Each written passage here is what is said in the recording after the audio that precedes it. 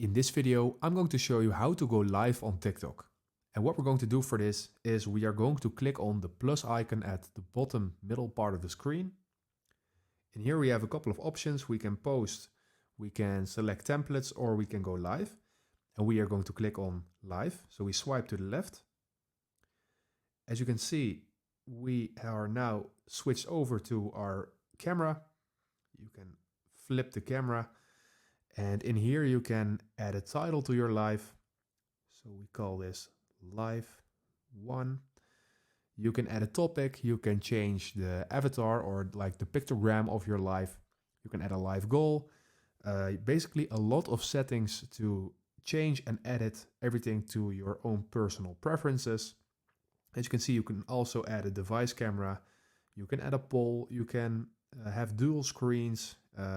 You can share this live with other people, as you can see. And when you want to go live, when you have all your settings sorted out, then you're just going to click on the red/pink button, go live, like I'm going to do now. As you can see, it will count. And that is it, guys. That's how you go live.